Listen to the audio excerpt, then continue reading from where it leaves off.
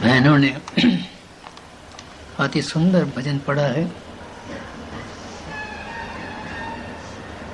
ईश्वर कृपा करें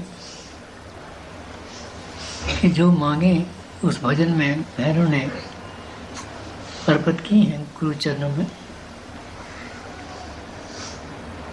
वो केवल कविता तक ही सीमित न रहे। हम गंभीरता से अपने प्रति सोचें, स्वयं निरीक्षण करें। ये साधना का एक बड़ा महत्वपूर्ण अंग है। ये हम सब में कमी है। सत्संग में पढ़ लेंगे, परंतु घर जाकर या किसी वक्त इलाका बैठकर स्वयं निरीक्षण हम नहीं करते हैं। बुरा नहीं माने। कहो नानक मैं नाही को गुण राख लियो सरनाए। इतनी महान हस्ती परमपिता परमात्मा के चरणों में कहती है, कहो नानक मैं नाही को। हे परमात्मा, हे मेरे सच्चे पिता, मेरे में तो एक भी गुण नहीं है कि जिसके मैं अपना अधिकार बना सकूं, तेरे चरणों में पहुंच सकूं।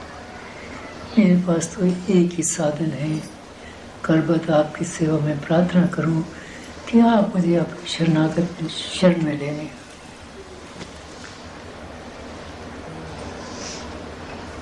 इस रास्ते पर भी अहंकार अपना साम्राज्य रख,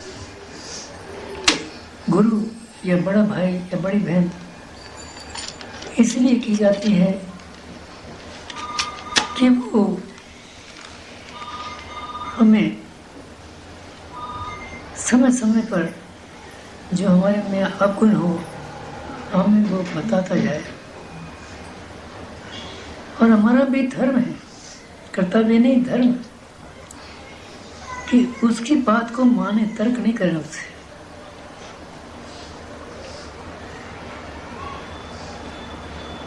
ये अहंकार छोटे छोटे व्यक्तियों की तो परवाह करता ही नहीं है। बड़े बड़े लोगों को भी, यदि आप लोग आजकल टीवी पे आ रहा है ओम शिवाय नमः, वो सीरियल देख रहे हैं, तो उसमें अहंकार की प्रदर्शनी दिखाई है कि ऊंचे से ऊंचे व्यक्ति को भी अहंकार छोड़ता नहीं। भगवान शिव के शस्त्र को अहंकार ने मारा। नारद जी को भी अहंकार आ जाता है। सबसे नम्र तबीयत के स्वभाव के नारद जी हैं।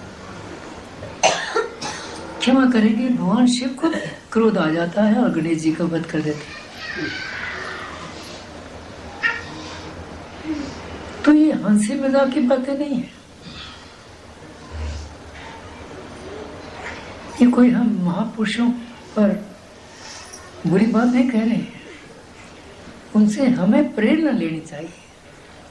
हम उनके आगे क्या है?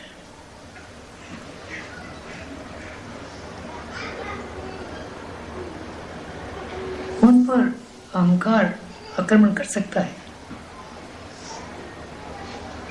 और सत्य तथा सात्विकता से नीचे गिरा देता है।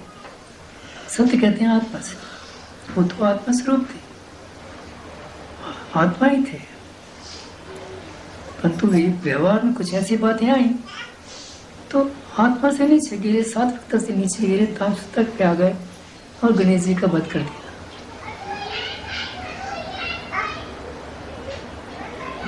तो हमें दूसरों के दोष नहीं देखने हैं, महापुरुषों के तो देखने नहीं चाहिए, तब भी उनका जीवन हमें प्रेरणा देता है। दूसरी बात है, चाहे हम लोग परलोक में भी चल जाएं, सत्य काम करें और परलोक में हमें स्थान मिल जाए, परंतु आत्म स्थान नहीं मिलेगा। ईश्वर की समीपता नहीं मिलेगी।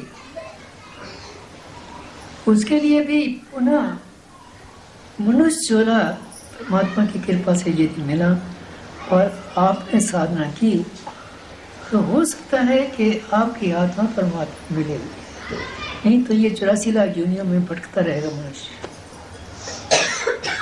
इस बात को तो सब शास्त्र मानते हैं।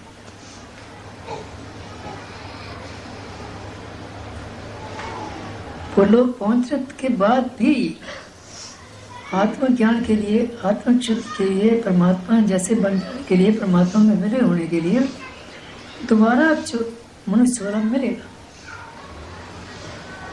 जब तक वो चोला प्राप्त नहीं होता है तब तक जीवन का लक्ष्य प्राप्त नहीं होगा।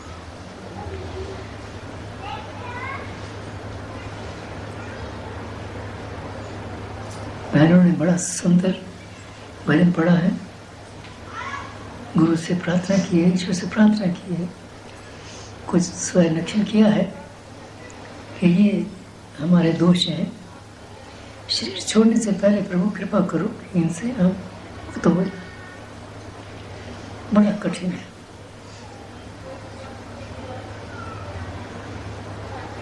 बहुत कठिन है, परंतु घबराने की जरूरत है।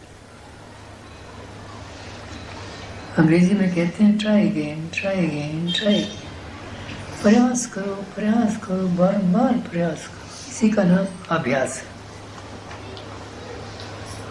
अभ्यास केवल 10 मिनट 15 मिनट प्रातः सायंकाल बैठ जाना ठीक है, शुभ है, परंतु वास्तव अभ्यास 24 घंटे का है। अभ्यास के साथ स्वयं रक्षण करना और किसी को अपना बड़ा मान लेना, अपने दोषों को उसके चरणों में जाके निवेदन करना बड़ी निम्रता के साथ, दीनता के साथ।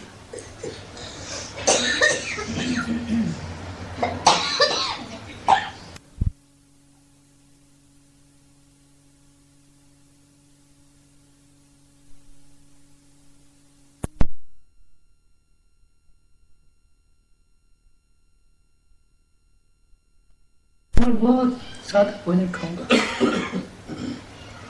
हम व्रत रखते हैं, उस दिन विपरीत वस्तुओं का सेवन करते हैं, घी ज़्यादा खा लेते हैं, दूध ज़्यादा पीते हैं और मिर्च मसाला कई लोग ज़्यादा खाते हैं, तो ये व्रत नहीं है।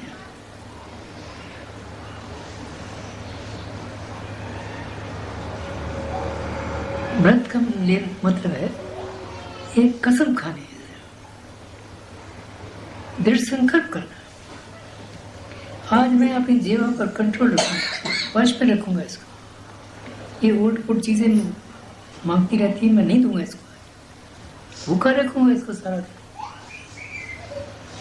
कई लोग शाम को 2-4 घूंट पानी पी लेते हैं, सो जाते हैं।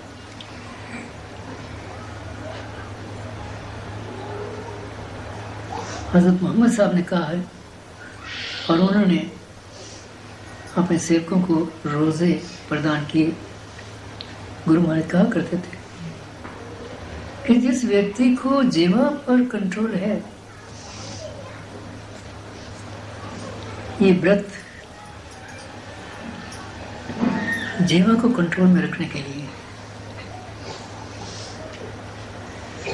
उनका फरमाना था कि यदि जबान जीवा हमारे वश में आ जाए तो शरीर की अन्य सब इंद्रियां हमारे वश में आ जाएंगी।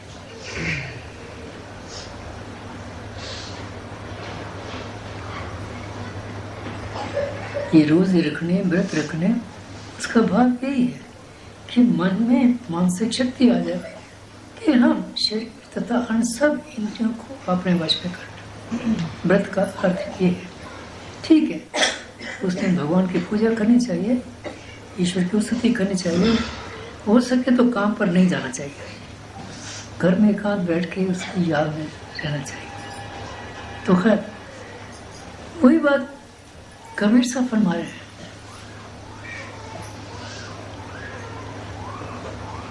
ये मनुष्य का चोला बार नहीं मिलेगा। तुम्हारी जुबान भी बंद हो जाए बुढ़ापे में, तुम्हारे शरीर के अंग भी काम न करें, क्या पता किस वक्त की हालत हो जाएगी। तब तक ईश्वर के साथ अपना संबंध, नाम का मतलब है ईश्वर के साथ संबंध, ये नहीं टूटना चाहिए। इधर राम राम कर रहे हैं, उधर खाना वाना बना रहे हैं, भोजन कर रहे हैं, ठीक है, कुछ ना कुछ तो लाभ होता है, मगर पूर्ण लाभ नहीं होगा।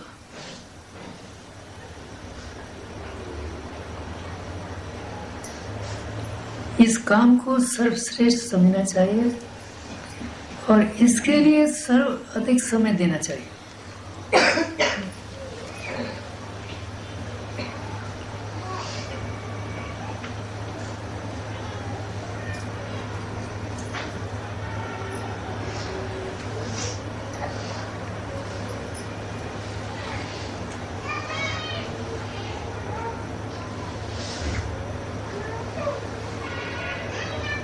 और कबीर साहब का जीवन पढ़े,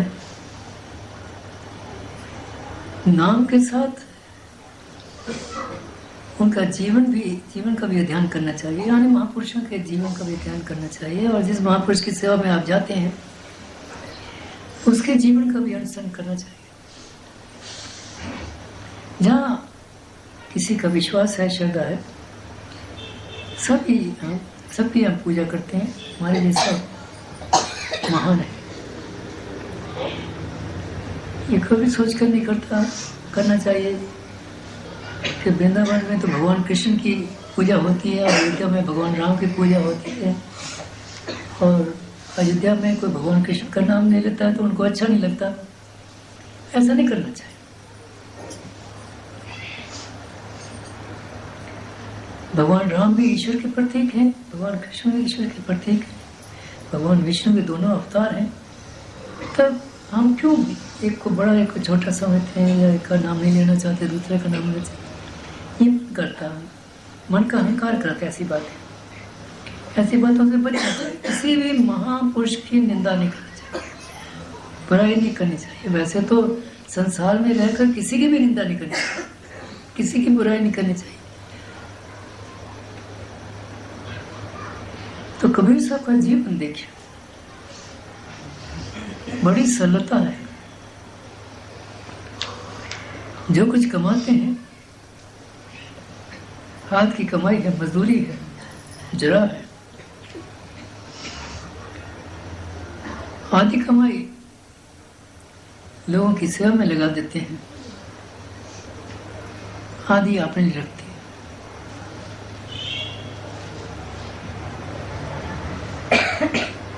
और सबसे बड़ा गुण जो उनमें है, वो दूसरे की बुराई नहीं करते। उनकी कोई बुराई करता था तो वो प्रसन्न होते थे। उनकी पवित्र वाणी में है, निंदो मुको निंदो निंदो, और कहा है कि मुझे बार बार निंदो ताकि मेरा अहंकार टूटे। जो बात निंदा में आप कह रहे हैं, उस बात को मैं लेकर संरक्षण करूं और उन कमियों को से मैं मुक्त हूं। और हमें उन्होंने प्रेरणा दी है कि जहां हम जिस मकान में रहते हैं, वहां आंगन में किसी निंदक को बिठाओ। वही आपका सच्चा मित्र है, वही आपका गुरु है। जब भी आप कोई बुराई करें, वो आपको बताए और उसकी बात को बुरा न माने, उससे तर्क नहीं करें, उसकी बात सुनकर प्रयास करें कि उस बुराई से आप निवृत्त हो जाए, मुक्त हो जाए। निंदो मुको निंदो। हम में कोई ऐसा व्यक्ति है कि जिसको एक दो बुरे शब्द कह दें वो शांत हो जाए? कोई नहीं मिलेगा।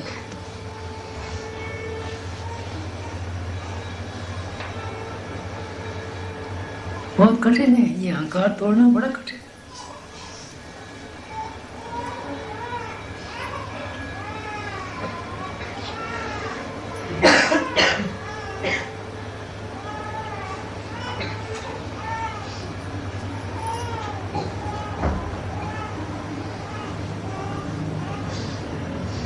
ये व्रत जरूर रखने चाहिए, महीने में एक दफा या दो। तो व्रत वाले दिन स्वयं निरीक्षण नमस्कार करना चाहिए, अपने अवगुणों को भगवान के चरणों में अर्पण कर देना चाहिए, जैसे अभी प्रार्थना मैंने कर रही थी। और भोजन उस दिन अति सूक्ष्म, अति सरल होना चाहिए और कम से कम खाएं, पेट भर के नहीं खाएं।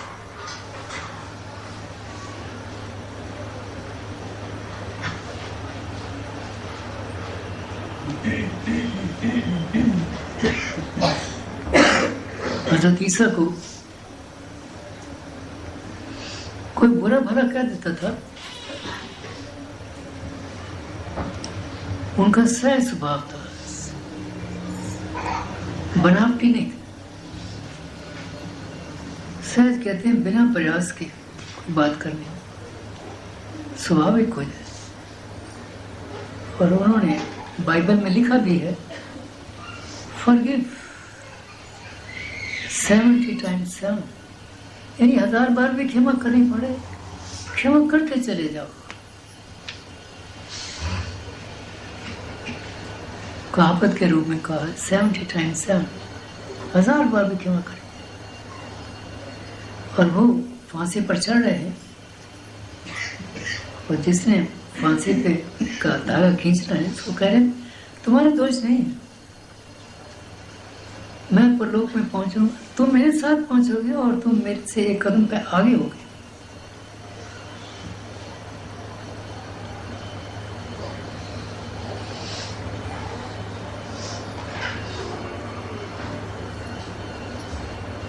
साधना का अर्थ है 24 घंटे का जो हमारा व्यवहार है, सोचना है, बोलना है, काम काज है, चाहे आप सरकारी नौकरी करते हैं या दुकानदारी करते हैं, वो सब साधना है, उसको साधना बढ़ाइए। गृहस्थ का जीवन है, पूजा का रूप बनाइए।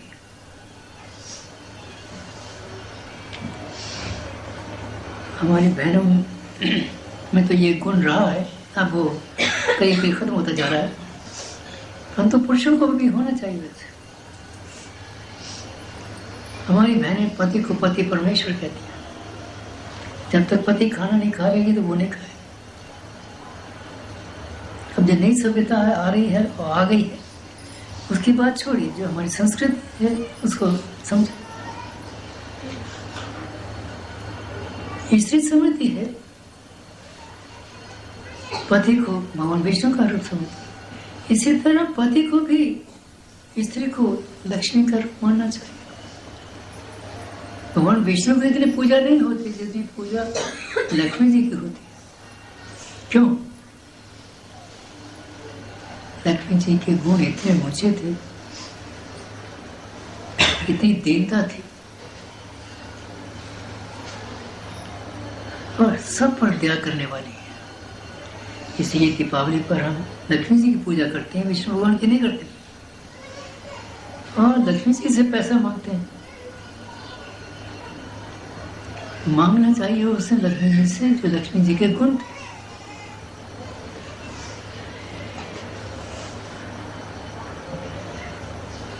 कितना समर्पण है लक्ष्मी जी, भगवान से कहती है भगवान मैं तो सारी आयु आपके चरणों में बैठूं, आप मुझे कभी पूछना कि मुझे क्या चाहिए। ये सोचते हो कि 2 दिन 4 दिन मैंने आपके पाँव दबाए तो आप पूछे मुझे क्या चाहिए। नहीं, मुझे कुछ नहीं चाहिए, आप मिल गए, सारा धन मिल गया, सब संसार का धन मुझे मिल गया, सब संसार की कीर्ति मिल गई। कीर्ति उन्हीं की ज्यादा होती है, लक्ष्मी जी पूजा उन्हीं की होती है। सब कुछ मिल गया मुझे, आप मुझे मत कहिएगा कि मुझे क्या चाहिए। जरा गुणों पर भी मनन करना चाहिए, कौन से गुण हमें चाहिए और कौन से अवगुण हैं जिनसे हमें मुक्ति प्राप्त करनी है। ये अहंकार अपने अवगुणों को मानता नहीं।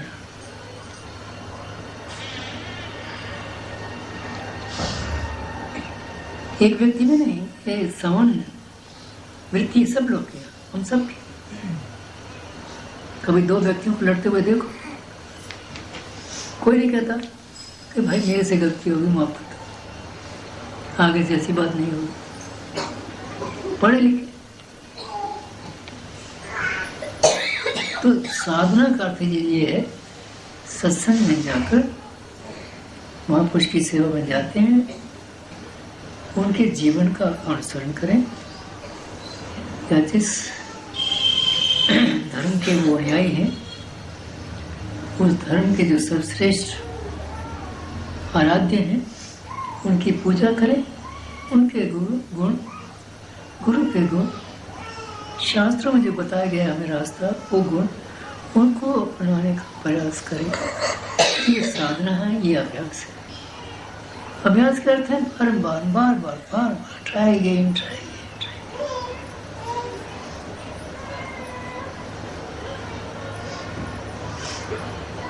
सत्संग का बड़ा असर पड़ता है। एक व्यक्ति के यहाँ डाकू देवता के रूप में आ गए और कहा, आशीर्वाद दिया पहले जैसे देवता लोग करते हैं, हमारी पूजा करो और हमें ये सामान चाहिए। वो भक्त था, भावुकता में आकर वो सब चीजें ले आया। परंतु ईश्वर की कृपा से उसे याद आया कि उसने कथा में सुना था कि देवताओं का परछाई नहीं होती। साया जो होता है ना, हम सबका साया होता है, हम जब धूप में चलते हैं, देवताओं की नहीं होती ये निशानी। तो उसने सत्संग में कभी 2-4 सेकंड बैठ के ये बात सुनी थी, तो उसके दिमाग में आया कि इनके तो परछाई है, ये कहते हैं देवता, ये तो देवता नहीं। वो अंदर गया और लाठी ले आया और पीटने लगा उनको, आप तो डाकू। तो जो व्यक्ति गलती करता है वो डर जाता चलता, तो भाग गया। तो ये बात सत्संग में मिलती है। तो एक क्षण 2 क्षण जाने से ये बात उसके दिमाग में बैठ गई और वो डाकुओं से बच गया। और यदि वहाँ हम जाएं तो कितना हमें लाभ होगा। और सभी शास्त्र यही कहते हैं, वहाँ जाओ, उनकी सेवा में आदर सत्कार के साथ श्रवण करो, मनन करो, निध्यासन करो और वैसे बन जाओ जैसा वो कहते हैं।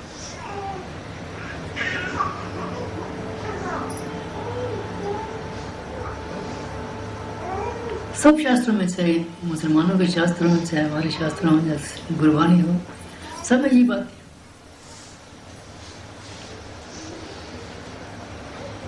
केवल श्रवण किया और उसी वक्त ओम शांति का पाठ किया, नाश्ता आ गया, खाया पिया, आपस में गप्पे शप्पे लड़ाए, वो जो सुना था वो सब भूल गया। घर जाते जाते तो याद भी नहीं रहता कि आज क्या बोला गया था। इस रास्ते में गंभीरता की बड़ी आवश्यकता है। किसी महापुरुष के पास बैठ के उनकी वाणी सुने या उनकी वाणी पुस्तकों में दर्ज है वो पढ़े, तब ध्यान हमारा उन शब्दों में ही होना चाहिए, उन शब्दों के अर्थों में होना चाहिए। थोड़ा पढ़े, कम पढ़े बेशक, परंतु अर्थों के साथ। और फिर पढ़कर 5 मिनट आंखें बंद करके मनन करें, क्या पढ़ा है आपने।